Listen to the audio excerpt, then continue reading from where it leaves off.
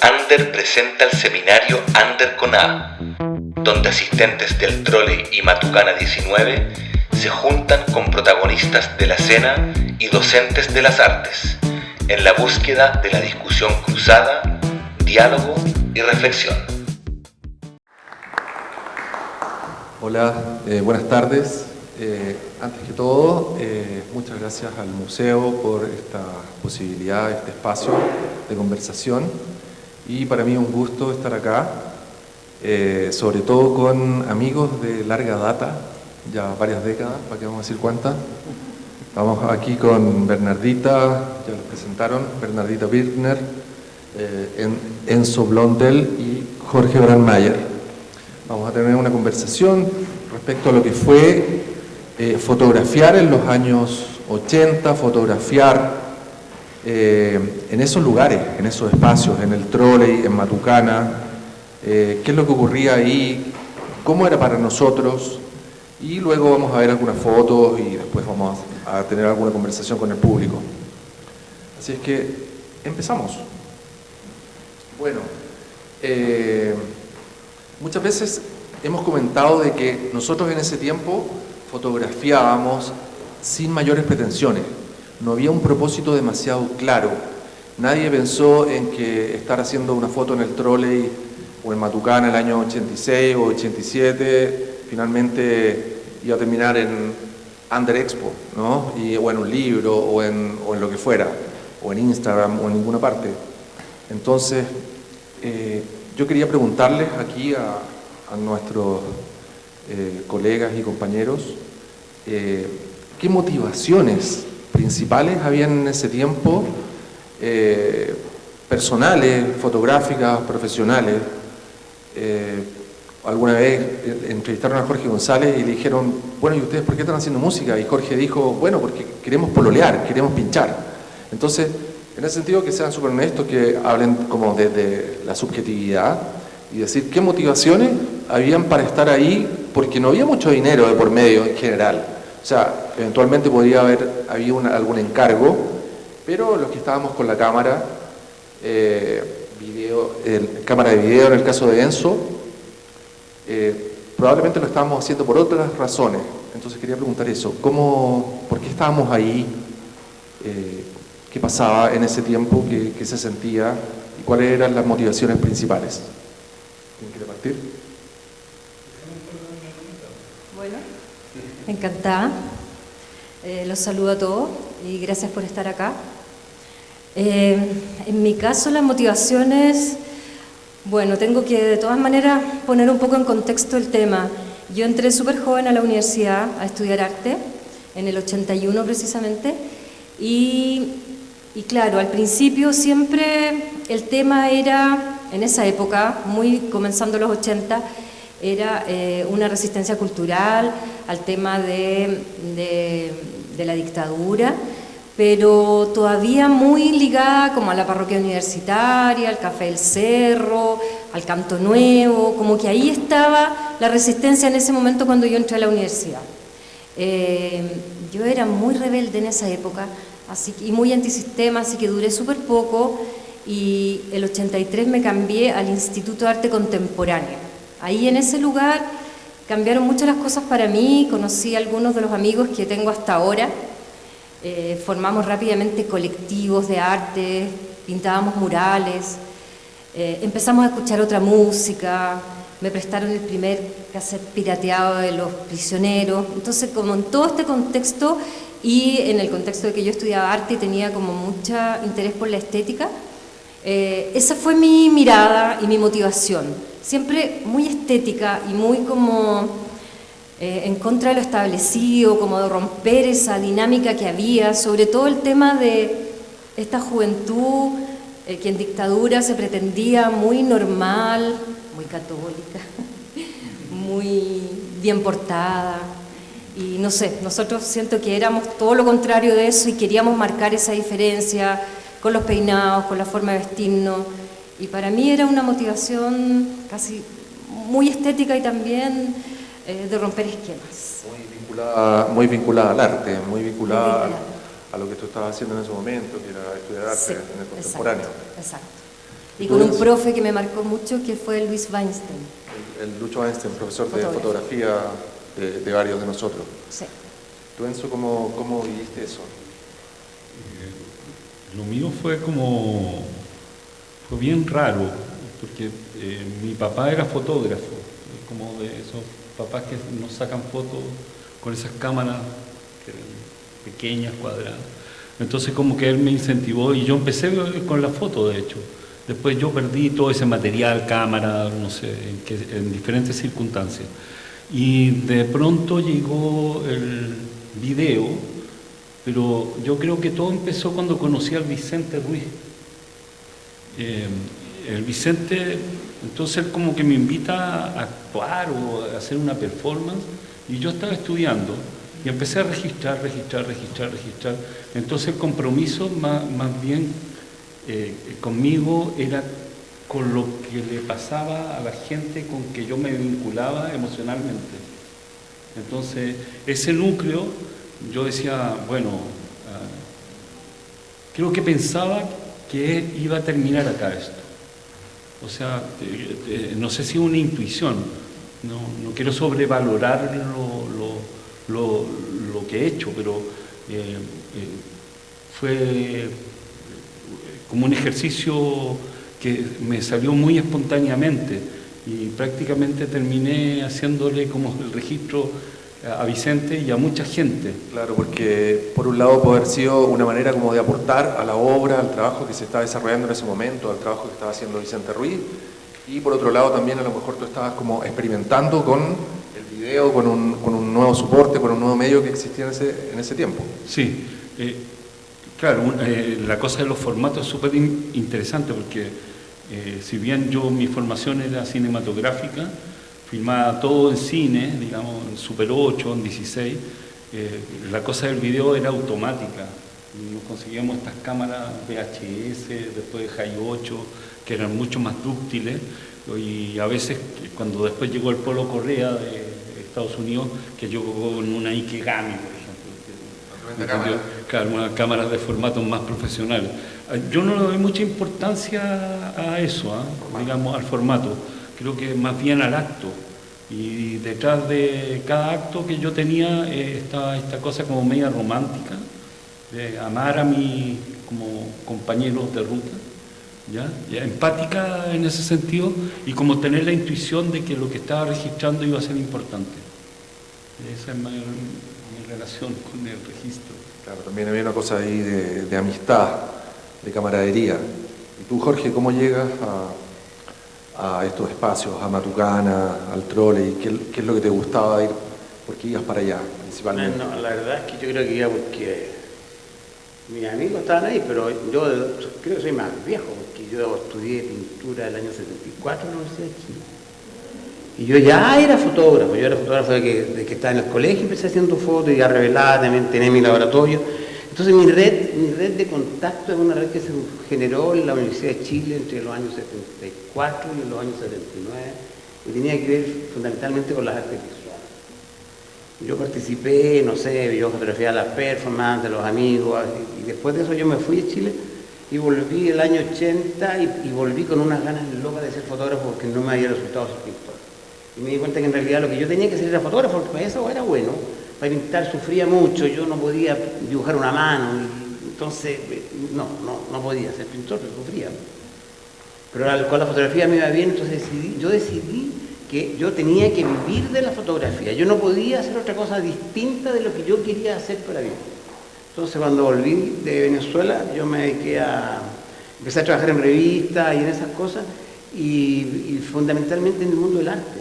Era lo que eran, ahí estaban mis contactos y mis redes. Entonces empecé a hacer los libros, por ejemplo, los libros a Gonzalo Díaz, los libros a Dilborn, qué sé yo, a Duclos, y con ellos Fotografía de obras. Y empecé a trabajar con cámaras de placa, y empecé a hacer reproducciones profesionales. Y retratos también. Retratos, y eso, claro, y fotografía de teatro también hacía. Entonces yo fotografié todo el teatro de aquella época, entre los años 82 y 90, ponte, que en dictadura. Y también estuve en la AFI, pero yo no, yo hacía otras cosas, yo como que me laceraba y me hacía autorretratos de esa forma, ¿te fijas? Era más, como más performática mi tipo de fotografía, yo no era un reportero. Claro, la AFI estaba probablemente más en la calle y documentando lo que estaba, Claro. lo que estaba ocurriendo en relación a la movilización social, quizás más que en estos guetos o en estos espacios como Matucana o el Trolley, independientemente de que Álvaro Jope u otros fotógrafos hayan estado ahí registrando. Pero entiendo perfectamente lo que tú dices de que estás un poquito en otra, como más ligado al registro de los artistas. No, y hacer mis cosas también, porque yo también tenía mis proyectos personales. Pero entonces en ese contexto yo iba a Matucana 19 y al Trolley, y a la fiesta y a sacar fotografías del teatro, de los espectáculos que había. ¿Y cómo se registraba en ese tiempo? ¿Los medios eran similares a los que existen actualmente? O sea, además está decir de que en ese tiempo había películas, el mundo es digital, pero ¿con qué lente se iluminaba, no se iluminaba, se ocupaba la luz disponible? No, se ocupaba la luz disponible, se ocupaba película de diapositiva, que solamente había de 100, de 64, 100 y 200. A veces llegaban a 400, que era malísimo. Entonces había que tener pulso, había que entender la cosa de los movimientos, los puntos muertos, el movimiento, usar un trípode. Era bueno, era de macho, era bien así como... Era guerrilla la foto, y además teníais poca plata, un rollo tenía 36 diapos, era cara la diapo, te pagaban nada por hacer las fotos, tenías que estar seguro y sacar 5, 6, 7 y ya. Y ahí uno, no sé, en realidad la película tenía una cosa maravillosa que era el punto, como la diapositiva en color tiene esa cosa como el puntillismo, así, cuando tú digitalizas una diapo y te acercas y ves de cerca o con la lupa así, te das cuenta que tiene una cuestión como puntillista, que es orgánica, que no es el pixel que tiene la cámara digital. Entonces es muy pictórico, es muy re lindo esos materiales, eran muy bonitos en verdad, me gustaban mucho. Pero también estaba la Tri-X, estaba la HP5 y la Fapan 400, no sé. Eso era en blanco y negro. Sí, estamos en fotos en blanco y negro. ¿Tú Bernie, fotografías principalmente en blanco y negro en esa época? Principalmente en blanco y negro, pero también tengo algunos ejercicios en color. También me gustaba jugar con el color. Comprábamos cargas, lo más barato.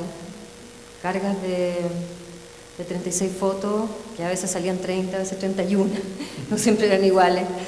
Y me acuerdo que arrendaba unos laboratorios por hora, por ahí cerca de la Plaza Italia, en esa época, y pagábamos por hora, así que era como aprovechar al máximo, hacer las tiras de prueba primero y después ver cuáles ibas a ampliar. Sí, muy entretenido. El trabajo laboratorio como romántico ahora. Y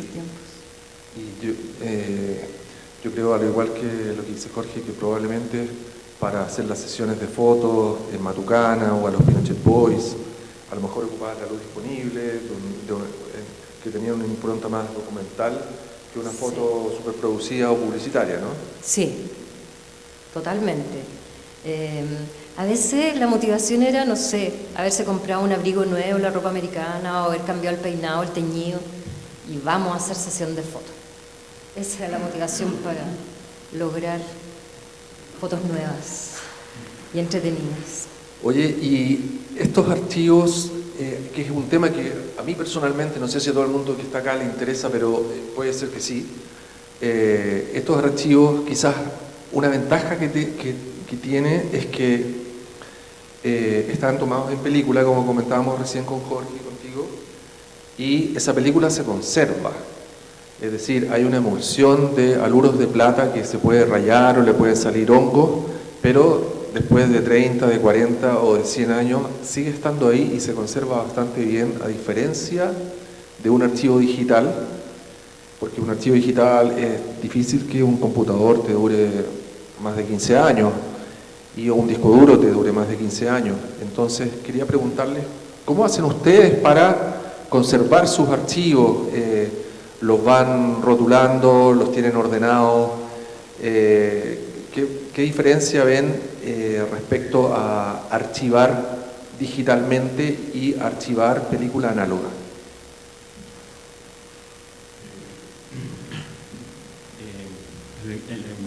personal, yo todavía tengo cintas VHS que funcionan del año 81 perfecto. O sea, tú lo pones en un buen reproductor, limpia los cabezales y corre, ¿ya? Ahora todo el material yo lo he ido digitalizando y lo he tratado de ver a través de un proyecto que se llama Documentos Audiovisuales de Culto en el Museo de la Memoria. Entonces digitalicé esa obra. Un poquito de documentos audiovisuales de culto. Claro, yo creé como una categoría, a ver, la línea editorial del Museo de la Memoria era como 1973. Entonces, como que, y cultura era como lo mismo que decía la Benny, como los afiches del Café del Cerro, cosas de Peña. Entonces, toda esa cosa, en un momento me acerco a Brodsky y después a Francisco, no me acuerdo el apellido del actual director, Esteve, de Francisco, y yo le digo, ¿sabes qué? Creemos una nueva categoría que se llame contracultura, porque yo tengo como 150 horas, por ejemplo, entre bandas musicales, cosas que... Bueno, yo fundé con el Jordi Matucana 19, era parte de esa tropa. La Bienal Underground también la tiene registrada. Claro, entonces esas cosas fueron creando un archivo y en un momento hablé con un economista, un amigo, entonces luego me dice... Los que saben. Claro, me dice, tú lo que tienes que hacer con tu archivo es ponerlo en valor. ¿Cómo pongo en valor esto? Bueno, búscate un lugar donde se interesen por tu obra, ¿ya? Y ese lugar fue el Museo de la Memoria y ahí uno puede acceder a través del CEDAR, que es el Centro de Documentación Audiovisual, y a través de una página web que yo fui creando, que se llama Archivos DAC. ¿Cómo se puede acceder a esos archivos? Uno pone www.archivosdac.com. Eso, perfecto. No está actualizado porque es harta pega la que uno tiene que hacer. En el caso de los fotógrafos yo creo que es más pega por razones obvias, pero digitalizar todo el material a mí me llevó 3 años y creo que todavía me faltan algunas cosas. Y catalogarlo después, crear como los segmentos, esto es música, esto es arte escénica, entonces vas creando como categoría. No ha sido fácil, pero tuve el apoyo económico no del Estado de Chile, porque cada vez que presenté un proyecto nunca lo cogieron, encontraban que la contracultura no tenía que ver con su línea ideológica, ¿no? O sea, no me lo decían, casi me lo copiaban. Entonces, recurrí, hice un pitching a una persona y me conseguí 40 palos para hacer un proyecto en 2-3 años, pero eso partió de un capital privado, porque cada vez que postulaba estas líneas de financiamiento del Estado, consideraba, no sé quién eran las personas que están detrás de eso, porque uno nunca lo sabe. De hecho, he visto evaluaciones de proyectos similares que son copy-paste, es la misma evaluación. Entonces, eso como no resultó, accedí de otra forma y creé este proyecto y eso me ha dado una gran satisfacción porque ya alojarlo en un lugar como el Museo de la Memoria, creo que le da todo un significado justamente a ese trabajo que yo sabía que era importante. No, si bien lo hacía espontáneamente, yo sabía que lo que estaba registrando iba a tener una consecuencia. Ahora, guardar los archivos hoy en día, por lo que comentaba antes, por la duración de los discos duros, requiere cierta actualización, es decir, cada cierto tiempo uno debería estar respaldando, porque si se te cae el disco duro o el computador, perdiste todo lo que hay. No así con la película. Pero yo conservo las cintas originales y las cintas pueden durar incluso más a lo mejor que un celuloide. Una cinta electromagnética. O sea, tú lo ves con un cassette, por ejemplo. Eso le quería preguntar. Un VHS. Es muy loco porque si lo guardas verticalmente en condiciones ni siquiera, por ejemplo, en madera, en un mueble de madera que está aislado le pones, qué sé yo, sales y lo aísla de la humedad, te puede durar probablemente más que un disco duro o más que tus negativos. No sé. Eso les quería preguntar a Jorge y a la Berni, ¿cómo tienen ordenado, o si es que tienen bien archivado y bien rotulado, están pensando en la conservación de los negativos que hicimos en los años 80 o antes, Jorge, o después, versus las fotos que tomamos, no sé, el año 2018 con una cámara digital? No, mira, yo no sé, la verdad es que yo nunca ordené nada y perdí cantidad de material, porque siempre soy una persona que hace demasiadas cosas al mismo tiempo y digo, voy guardando cosas y de repente empecé a cachar de que había entregado un montón de materiales sin seleccionar porque no me daba tiempo de seleccionar. A veces se desordena un poco el material. Se ha perdido mucho material, ahora soy más ordenado. Y claro, no sé, pero hago muchas fotos, entonces, por ejemplo, en la pandemia fue bueno, para eso fue bueno la pandemia, porque ahí yo, por ejemplo, claro, me metí en el entretecho, saqué negativos, corté, fui cuidando, pero es verdad, se dañan los negativos, tienen hongos, pero hasta eso tiene gracia, ¿ah? Sí. Hace que porque es que son orgánicos, está vivo, eso se ven de repente lindo los hongos. Y lo digital, no sé, hay una nube también que te respalda, pero cada cierto tiempo hay que ir copiando las cosas que uno ama, porque la verdad es que hay mucha basura también. Yo por ejemplo, yo soy partidario de no revisar muy seguido los archivos. Por ejemplo, si ahora voy de viaje y hace miles de fotos, no las voy a ver hasta 2 meses más, porque uno necesita separarse de lo vivido, por ejemplo. Cuando uno hace fotos, necesita separarse de la experiencia de fotografiar y del amor que tiene, o ¿no es cierto?, que tiene en ese momento, y después cuando vuelve a ver, ya no se acuerda por qué lo hizo. Entonces hay como un criterio de selección que me parece que es mucho más interesante y más choro. Va decantando y claro, puedes hacer otra edición después de un mes, después de una semana o después de un año. Seguramente va a ser otra la selección de fotos que hagas según el tiempo. O después de 10 años o después de 30 años vas a tener otra mirada sobre el mismo material. Pero nosotros, a mí nadie en la universidad me enseñó, en la universidad nunca nos enseñaron a tener gestión, a cómo vender el trabajo, nunca te enseñaron nada de eso. Te dije, nosotros éramos unos guachos pelados, nada más. Salimos de ahí sin saber nada, no teníamos idea. Claro, estábamos en la onda poética, así, del pintor solo frente a su tela blanca y más nada, pero no sabíamos mucho más. Y las películas también se acumulaban ahí, Sí, es un tema de nunca acabar, esto del archivo, esto de ordenar. ¿Tú cómo lo haces, Berni? ¿Tienes algún sistema?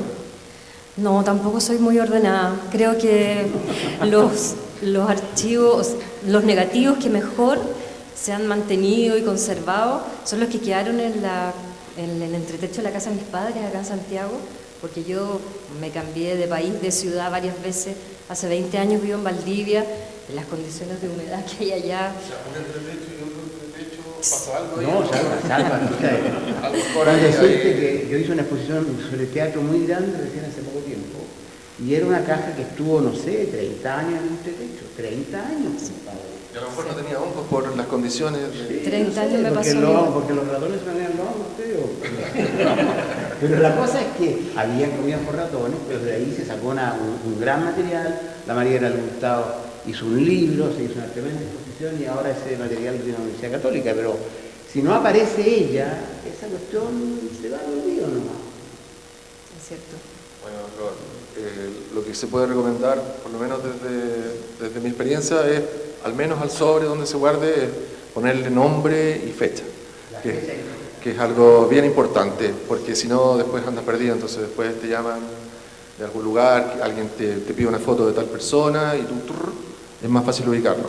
Y la otra es lo que decías tú, como por categoría, o sea, pueden ser hay varias maneras de ordenar, por categoría, en orden alfabético, por fecha, por década, en fin. Pero hay una mejor manera, un estudiante en práctica de bibliotecía, por ejemplo. ¿Ah? Una tarea, porque son años y años de archivos que están ahí, ya no podés, un estudiante en práctica sale de bloquearlo. Un esclavo. No es malo.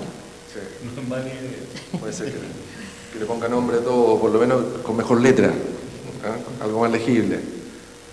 Oye, algo que tú mencionaste antes, Jorge, y te lo pregunto ahora, Enzo, ¿Qué te pasa cuando ves la textura del VHS en esa resolución, con tracking, versus la imagen 4K que existe ahora?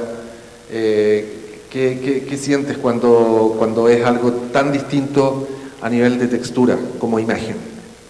Me gusta más. ¿Te gusta más lo antiguo? Un monito de este porte, de 320 por 240 píxeles. Y tiene algo bien interesante porque por un lado está el formato y el momento en que fue captado el CD. Entonces, eso se mezcla, ¿ya? Y tiene ese tiempo, tiene esa cadencia, ves cómo esa persona estaba vestida, y eso cuando tú lo ves a 30 cuadros por segundo es bien emocionante. Yo incluso estuve peleado con la foto en ese sentido, que yo decía, esto me permite sacar una foto, pero esto estoy sacando 30 fotos por segundo, ¿ya? Era una pelea bien personal, no tengo nada en contra de los fotógrafos, porque yo igual hacía fotos, pero yo consideraba que el registro audiovisual, en el caso, por ejemplo, de lo que te contaba de Vicente o de Matucana o del Trolley, eran cosas que iban a ser irrepetibles, porque en general eran cosas irrepetibles, ¿no? Por ejemplo, Jorge hacía fotos seguramente para Ramón, pero un Cinema Utopia se daba muchas veces, ¿me entiendes? No, claro, por supuesto. Entonces un concierto, por ejemplo, o las performances de Ruiz que hacía yo, eran únicas, o ciertas fiestas, donde seguramente está y tú, y a lo mejor tú. O, por ejemplo, me acuerdo del registro ese de que cuando dibujaron en Matucana, ustedes, el grupo Burlitzer, dibujaron las máscaras de los autos antiguos, porque ese era un garage. Entonces, claro, ese material yo lo tenía en video, yo lo registré y son parte de los materiales que se van perdiendo en el tiempo. Oye, Berni, ¿y tú sigues haciendo fotografía análoga o estás totalmente en lo digital? Totalmente en lo digital, hace años que no hago foto análoga. Pero quería rescatar algo que dijo Jorge, que en general se lo explico a mis hijos, esa emoción de cuando uno sacaba una foto análoga, primero que tenías que pensar bien la foto que ibas a hacer porque eran solo 30 fotos y no había más. Y el tiempo que esperabas cuando la llevabas, yo iba ahí a retina color, llevaba mi rollo a revelar y todo el tiempo que pasaba en que uno se quedaba con la idea de la foto que había tomado y cómo va a salir y finalmente no era la misma tampoco. No es esa cosa de tener que revisar automáticamente si salió bien o no salió bien, sino que había como una emoción, un tiempo de espera que era como que te provocaba mucha expectativa, pero al mismo tiempo... Sí, totalmente. Eso lo rescato mucho. También una desilusión puede ser, pero tampoco se acumulaba tanto esta basura que pasa en lo digital, como que son cientos de fotos, ¿te fijas? Sino que uno tenía que pensar muy bien qué foto iba a tomar. Era llegar y disparar. Oye, pero yo no quisiera que nosotros habláramos mal de la fotografía digital, porque la fotografía digital también ha sido una bendición. Desde algún punto de vista, yo les comento que yo hacía fotografía de alimentos, hacía fotografías con modelos y tenía que esperar, después de trabajar, no sé, hasta las 10 de la noche, tenía que esperar el revelado del día siguiente para saber que todo estaba bien hecho y esa noche era pésima, porque el weón del laboratorista se equivocaba y tú tenías, había mucha responsabilidad ahí. Te fijas, en cambio ahora con la cosa digital hay que reconocer que los archivos son enormes, son de gran calidad. A mí me gustaba la fotografía análoga y todavía me gusta, la hago incluso, pero en términos profesionales e inmediatos la fotografía digital es, no sé, deliciosa. Y se puede ampliar, tú has hecho ampliaciones enormes, ¿no? ¿Hasta cuánto? Sí, claro, yo he hecho hasta 3 por 4 metros sin problema. Claro. Increíble. Oye, ¿y qué géneros crees que fueron los que más se desarrollaron en los años 80? Porque por un lado estaba la fotografía de músicos, tú hiciste fotos con los Pinochet Boys, Berni, tú hiciste fotos con obras de teatro, tú grabaste a coreografía, pero también estaba la fotografía de lo que estaba ocurriendo, o sea, es decir, la fotografía documental. probablemente esto mucho más que lo publicitario. No sé, ¿qué pasó en los 80 en cuanto a géneros? ¿Cuál crees tú que fue algo que hizo boom en los 80? Sí, salir a la calle, por ejemplo, y ver correr las micros de colores y verlas hoy es como algo bien alucinante, ¿ya? O sea, no solamente me quedaba en la escena, ¿ya? Que fuera la música, la arte escénica o las performances que hacían amigos, tocata, anda a saber. Me gustaba salir y filmar en la calle y a la gente cómo se vestía, el Paseo Humá, bueno, yo en la época esa de Estación Central, cuando vivía ahí en Matucana 19, era súper folclórico salir y registrar a esa gente como que venía de provincia. Entonces venía súper vestida de otra forma. En contrapunto a los New Wave de la noche. Claro, y además que, digamos, la ciudad, el territorio, ¿ya?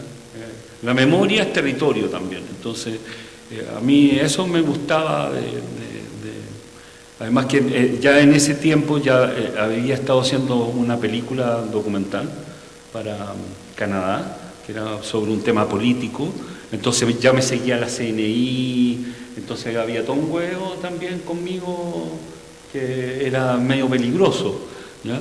Entonces, bueno, a toda la gente que lo veían con cámara, también ellos lo veían como un riesgo, ¿eh? El peligro es una palabra que a lo mejor no se ha mencionado, y el peligro era algo inminente, es decir, estaba siempre presente, porque te podían tomar preso, porque era sospechoso, que es lo que tú estás diciendo, y podía pasar cualquier cosa, ¿no? Podían quitarte la cámara, podían velarte el rollo, y bastante más que eso. Así es que sí, hay que decir que eran tiempos difíciles de fotografiar y que ya andar con la cámara tenía algo de desafiante. También que en realidad la AFI fue un movimiento frontal de fotógrafos que dieron la cara a la dictadura, pero definitivamente con valentía, con seguridad, y que si no fuese sido por ellos, digamos, esas imágenes no se hubiesen conocido en el mundo. Entonces encuentro yo que eso es un trabajo realmente, claro que a lo mejor nunca tuvo un sentido artístico, porque no estaba en la oleada, ¿no? Era otra onda, pero son imágenes extraordinarias, imágenes que no sé, que son fundamentales, que yo creo que son de los 80, ¿no? Bueno, sí, son desde el año 75 hasta los años 80. La exposición de la AFI Chile from Within, Chile desde adentro, se mostró en el GAM, ¿no? Una tremenda exposición, y también estaba exponiendo recién Álvaro Jope en el MAC, y son fotos que se van a seguir mostrando, así que quienes quieran enterarse también de lo que ocurría, no solamente dentro de los galpones, sino que afuera, también pueden ver el material de la AFI. Bueno, hay mucho que ver. Oye, vamos a ver algunas imágenes y como están los autores acá, se pueden ir comentando. Esta es una foto de Cleopatra. Jorge Aceituno está invitado, pero no pudo venir. Ahí está Patricia Rivadeneira, Cecilia Guayo, Taya Gómez y Jacqueline Fresar. Y esta es una obra de teatro de Jorge Aceituno también. El que está al lado derecho, si no me equivoco, es Ramón Grifero. Sí, el Keno.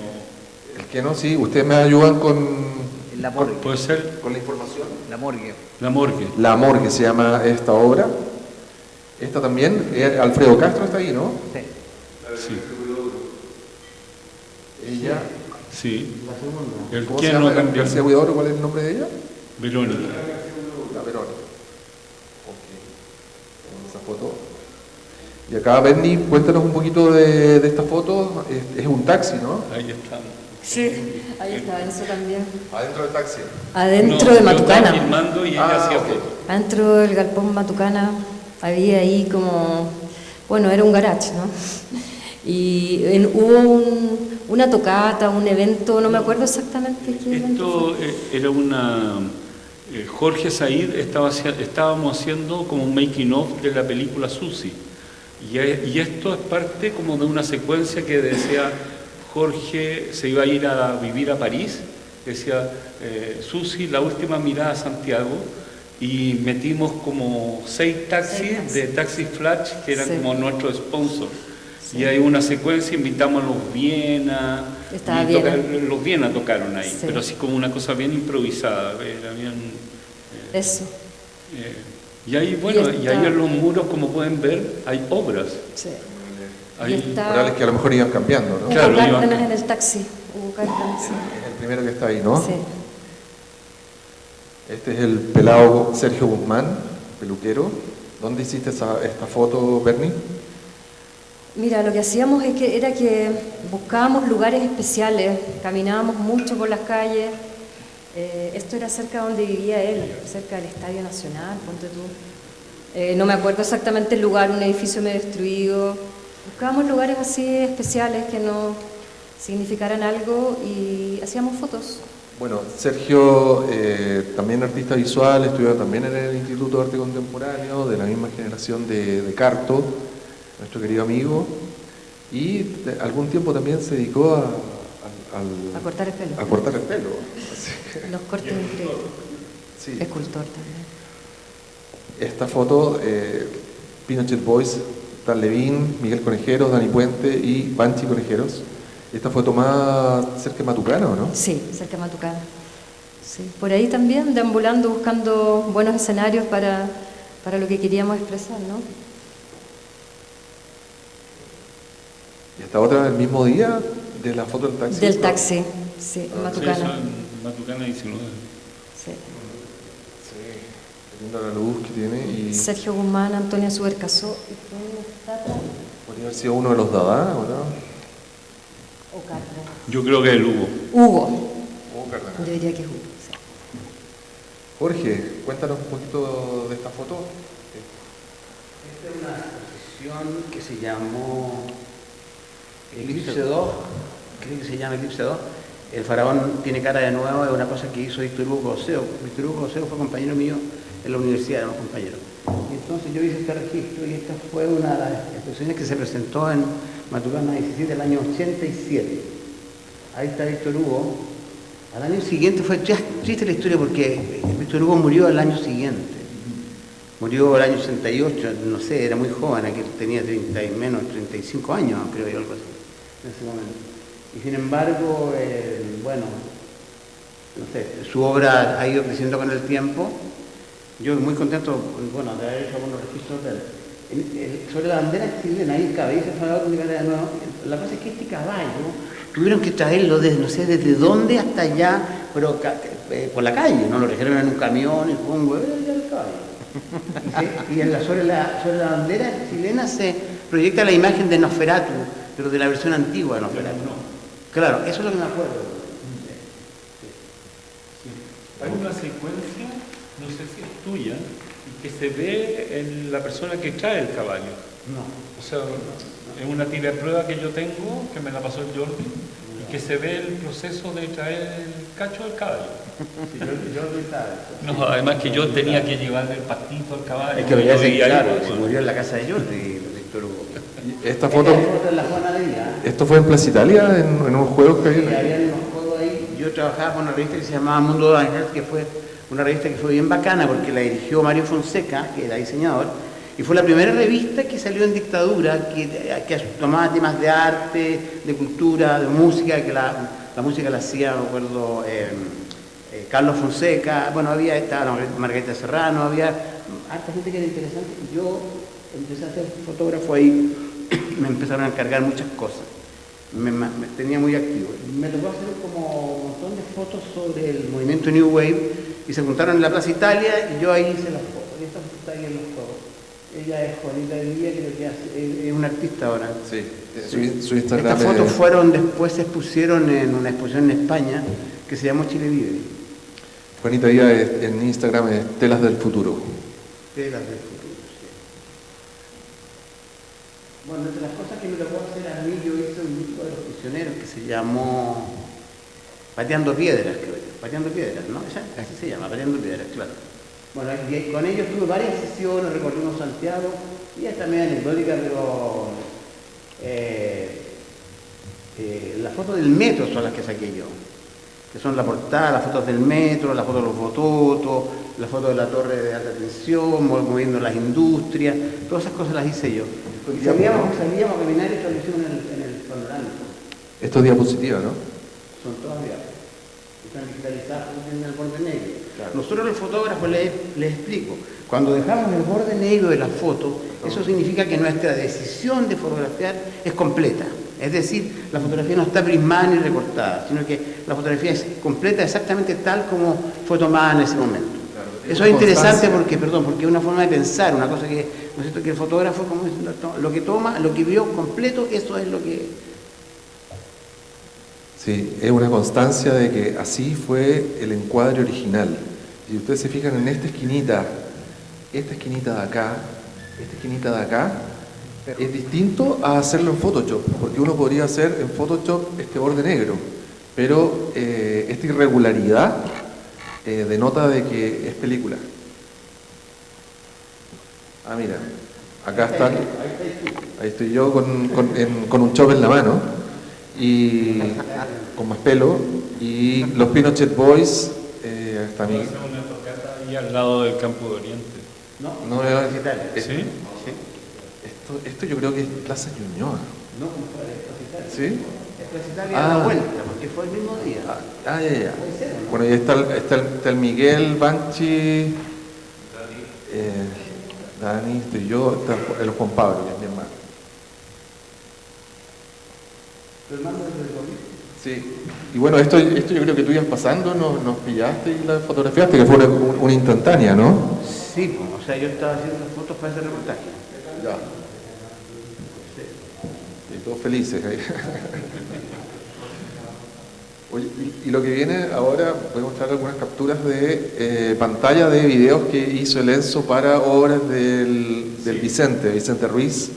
Y esta es una obra de Pierrot Luner. Sí, Verónica Ursúa, que se presentó, yo creo que unas 2 o 3 veces. ¿Tú estuviste con nosotros haciendo en algún momento? Parece que por el chileno francés. Sí, por el chileno francés, pero esta es una función que se hizo en el Teatro Tobalaba. La Verónica Ursúa, gran artista, tremenda bailarina. Bailarina contemporánea. Sí, una tipa increíble. Pierrot Luner. Eso es un ensayo del Hipólito en el trole. La Vicente, la Consuelo y la José Levine. Hipólito, cuéntanos, ¿es anterior a Pierrot Luner o es como el mismo? La primera performance que hace Vicente se llama Las Novias y la hacen en la Casa del Arte Vivo el año 83. Y esto es diciembre del 84. Después Pierrot Luner yo creo que es como el 86. Esto es 84. Esta es la primera. La segunda puesta en escena que hace Vicente. La primera es Las Novias, Okay. Después viene Hipólito en vivo y después vienen varias más, Medea, Michima, varias cosas. Eso es la aparición de la Virgen del Carmen en la batalla de Maipú, la Consuelo Castillo. Sí. ¿Tú tienes una foto de él? O Jorge. Esto en el chileno francés. ¿Tú la fuiste a ver? Sí. Sí, pues tú tenías foto ahí. Habíamos colgado la bandera chilena, la antigua y la nueva. Sí. ¿Y está Enzo? Eso es de Michima, es el final de la obra de Michima, una interpretación bien sui generis de Vicente, como siempre, sobre Confesiones de una máscara. También en el Teatro Tobalaba. Eso en Tobalaba, sí. Es un registro en vivo. Ese es una secuencia. Está una panorámica del trole, de alguna fiesta del trole. Y bueno, estamos llegando al final. ¿No sabía nada aquí? Ahí está, esa. A mí me toca moderar. Yo soy de la moderada. No, pero ustedes saben que Gonzalo tiene una foto extraordinaria. Yo le he comprado varias fotos, incluso yo tengo mis hijos, son músicos, le he comprado un retrato de David Bowie, tengo un retrato de Charly García y tengo un retrato de Sting. Todas fotos directas tomadas por él aquí en Santiago de Chile y son bien extraordinarias. Así que yo creo que... Sí, la era análoga. Hice esas fotos que acabas de describir. Oye, y bueno, queríamos darle el pase al público. ¿Quién quiere hacer algunas preguntas para generar un diálogo? Hola, buenas. Quería preguntaros de quién partía la iniciativa de registrar las obras, de los artistas que os llamaban a vosotros, o vosotros sois los que vais y queréis registrar las obras. Para mí esa pregunta, pero no sé. Yo tuve una colección, incluso grande, importante, que las puse una vez, que se llamaba colección por trueque. Es decir, los artistas necesitaban tener buenos archivos para sus catálogos, fundamentalmente. Y los archivos, para que fueran buenos, había que hacerlos con iluminación, buena iluminación y en formato grande, ¿no? Un 35 milímetros no era útil para eso. Se requería partir de un 6x6 hacia arriba. Y la luz tenía que ser buena, y la luz buena o es la luz del sol a determinada hora para ese tipo de cosas, o es luz de flash electrónico. Bueno, yo esas cuestiones las hacía y yo cobraba con obra, me pagaban con obra. Entonces yo, no sé, yo tuve una colección importante de Eugenio Tito, una colección importante de Díaz, de Bororo, de Sammy Mayor, tengo montones de cuadros. He vendido muchos, he vendido, claro, lo de Titman lo vendió casi todo porque, no sé, porque se presentan las oportunidades, pero son muy buenas, pero en general era así, era por trueque, colección por trueque. Incluso Eugenio Titman me hizo una era postal que se llamaba por trueque, que finalmente también tuve que venderla, pero... Pedro Monte se ha comprado todo. Entonces, pero era así la cosa, ¿cachai? No era con plata. Entonces, eso era lindo, porque no era con plata, porque si tú hoy dices, mira, puta, no sé cuánto, ya te cobro 80 lucas por cada foto de cuadro, son 10 cuadros, son 800 lucas, con 800 lucas no te dan nada. En cambio, me pagaban por una pintura. Y esa pintura ahora vale, no sé, mucho más. Y respecto a la pregunta, yo creo que ocurría de las dos formas. Es decir, muchas veces uno iba a un lugar y estaba ocurriendo algo y uno lo fotografiaba. ¿Se escucha bien? Y uno fotografiaba por cuenta propia, o bien alguien como el Vicente Ruiz o alguien que iba a tocar decía, oye, o los Pinochet Boys decía, oye Gonzalo, vamos a tocar en la Casa de la Constitución, o tenemos una obra aquí y allá, y te llamaban y después, claro, a lo mejor no habían grandes presupuestos, ni mucho menos, pero estaba el registro. ¿Quién más?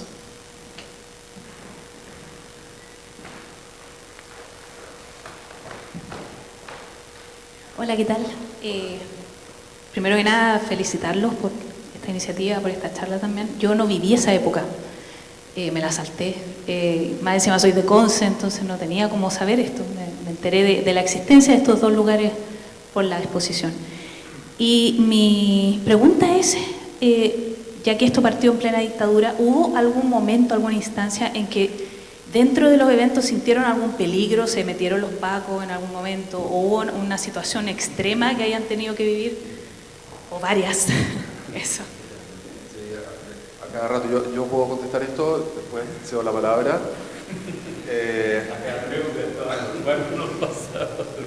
Bueno, ¿recuerdas, Miguel? El año 1986, el año que vivimos en peligro, arrendábamos una casa en Herrera 506 con catedral, que era un verdadero centro cultural, y había una fiesta, y la fiesta estaba como con bastante euforia y bastante ruido, y los días anteriores ya habían llegado los pacos a golpear la puerta, y nadie les había abierto la puerta, ahí nos habíamos quedado callados, y esta fiesta era aún mayor, entonces se veía venir que iban a llegar porque había mucha gente, y llegó un bus de pacos.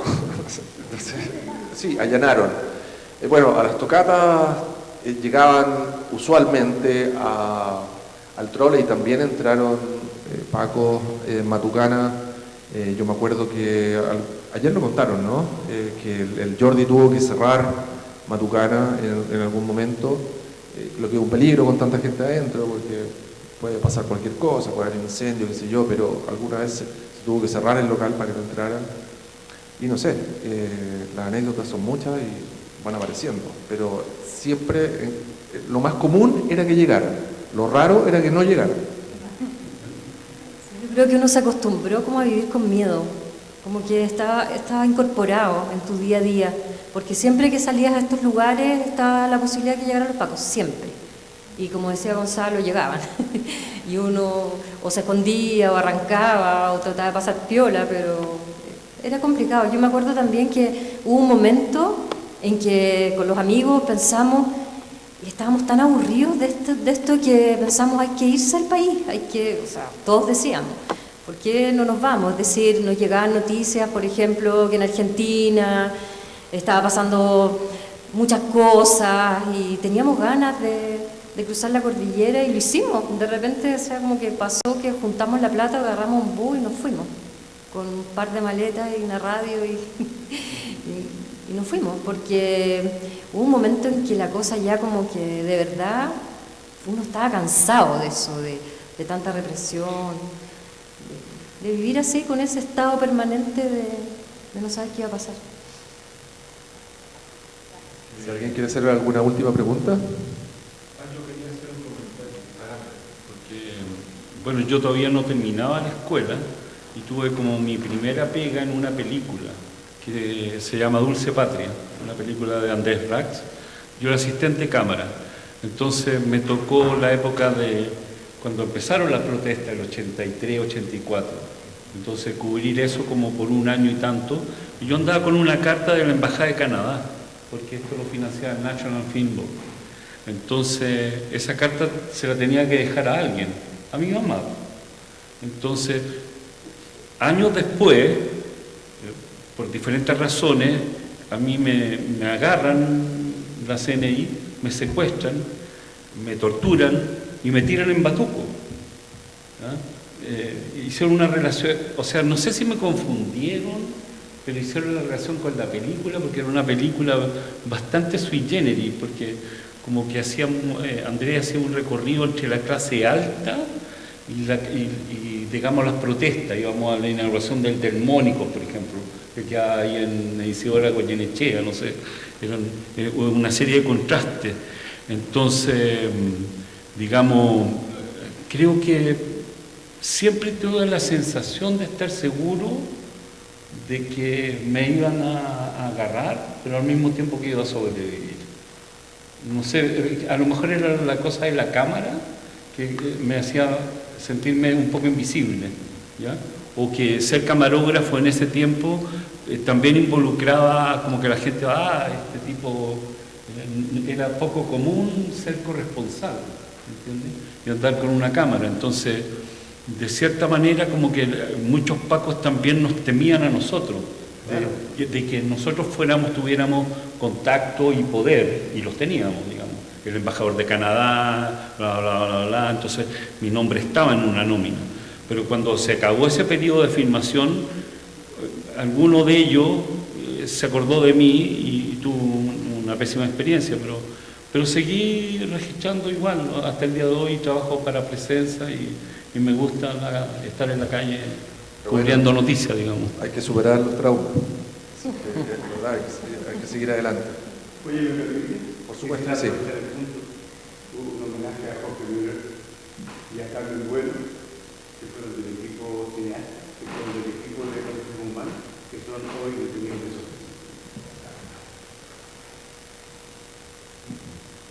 Hola, una consulta. Me interesa qué memoria tienen ustedes con respecto a otras fotógrafas que estuvieran dentro de la escena, aparte de la Berni. Que para mí particularmente el trabajo de la Berni ha sido bien sorprendente cuando ella empieza a levantar esta suerte de archivo en Instagram y de ver fotografías que yo pensaba que era de otros autores y corroborarte la gran obra que tiene ella. ¿Qué otras fotógrafas más hay que tal vez no están presentes o que de una u otra manera ya cruzan ya los espacios que se están trabajando en este proyecto? Está Paz Errázuriz. Hay fotos de Paz Errázuriz en la exposición Ander, aquí mismo en la Sala Mata en este momento. Kena Lorenzini. ¿Quién más? ¿Ustedes me pueden ayudar? Ellen Hughes. Monse Minguel. Pues había una brasilera que es bien conocida, que Inés Paulino. Había otra chica que se llamaba Patricia García, que está en la AFI también. La Paula Sánchez. Ahí me pilla. La Patricia García sí, estaba casada con el hijo de Jorge Telier. Y ella hacía fotos, y me acuerdo que sí, estaba en la AFI también. La Paula era la mujer de Telier. Bueno, estaríamos. Muchas gracias a los asistentes.